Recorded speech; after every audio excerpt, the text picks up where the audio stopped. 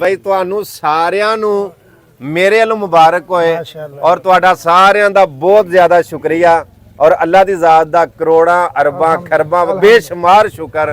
अस्सलाम वालेकुम मेरे दोस्तों, मेरे साथियों, मेरे अजीज़ों, मेरे प्यार करने वाले जिन्ने वेखण वाले ने, मैं अलहमदुलिल्लाह बंदा ना चीज़ खादम तुहाडा मैं तुहाडी खिदमत विच हाज़र हाँ। सब तो पहला मैं शुक्रिया अदा करना अपने मोहतरम चौधरी रियासत अली घुमन साहब दा कि जिन्हां ने मस्जिद वास्ते जगह दी और इस मस्जिद की जगह के उत्ते बुनियाद रखने वाले लाला जी गफूर साहब, लाला जी नसीर साहब, हाफिज इरफान गिल साहब और इन्हां दे दीगर साथी और मैनू बंदा नचीज़ नूं भी अल्लाह पाक दी ज़ात ने इस चीज़ का मौका दिता कि मैं जिन्ने जोगा आया वां मैं इहदे विच तावन करा करना तो उन्ना ही सी जिन्ने जोगा।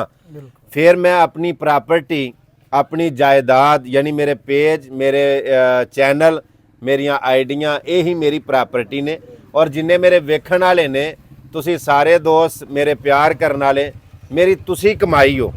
फिर मैं तुहाडे अगे अपील की, रिक्वेस्ट की कि भाजी रियासत अली साहब, लाला जी नसीर साहब, भाजी अब्दुल गफूर साहब, हाफिज इरफान गिल साहब और दीगर साथी जिन्हां दे मैं नां विच नहीं लैंदा पिया। कई साथी ऐसे ने जिहड़े आंदे सन भी मस्जिद दे विच जिहड़ा असां हिस्सा पाया इहदा किसे अगे नां नहीं लैना, साडा ते अल्लाह दे दरम्यान रहे।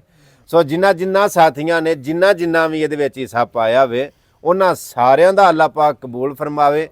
मैं गाए बगाए अपील करदा रहिंदा सां कि मस्जिद विच यह भी काम होने वाला है, मस्जिद च यह भी काम होने वाला है। जिवें जिवें मैं अपील करदा सां तुसां सारियां मेरी उस अपील नूं मद्देनज़र रखदिआं होइआं मेरे उत्ते इन्ना इतबार इतमाद भरोसा कीता।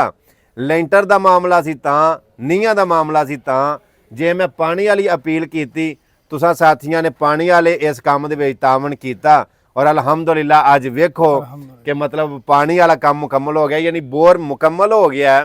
और इस तरह मस्जिद के जोड़े फर्श ने उन्होंने साथियों ने तावन किया, यानी जेड़े काम वास्ते भी मैं अर्ज की है तुसां मेरी गल नूं सीरीयस लैके तुसां मेरी गल नूं अहमियत दी और अलहमदुलिल्लाह मस्जिद जिहड़ी है वो तैयार होने दे बिल्कुल करीब है। अल्लाह पाक दी ज़ात तुहानूं जज़ाए खैर दे। हुण जिहड़े साथी जिन्हां ने मतलब माशाअल्लाह बोर कीता है उन्हां दा ये हुक्म है कि जिहड़ा ना असी साथी जिहड़ा ना असी इहदा इफ्तिताह करिए।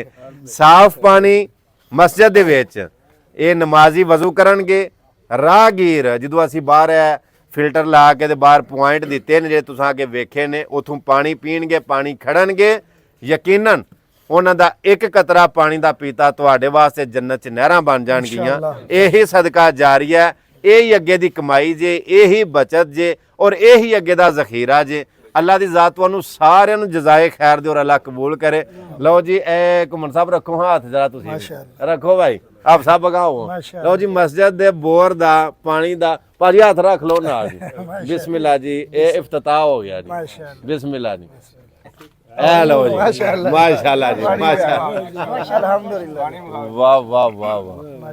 भाई तुहानूं सारिआं नूं मेरे वालों मुबारक होए और तुहाडा सारिआं दा बहुत ज़्यादा शुक्रिया और अल्लाह दी ज़ात दा करोड़ा अरबा खरबा बेशुमार शुक्र कि जिन्ने सानू इस काम वास्ते चुनिया। और अल्लाह पाक दी ज़ात दा ये बहुत फजल हुंदा है कि अल्लाह अपने काम वास्ते चुन ले।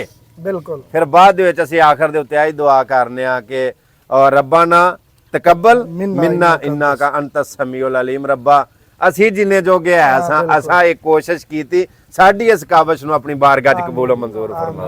इहदे नाल ही इजाजत दिओ, अपना बड़ा ख्याल रखियो। मिलने एक नवी वीडियो दे नाल।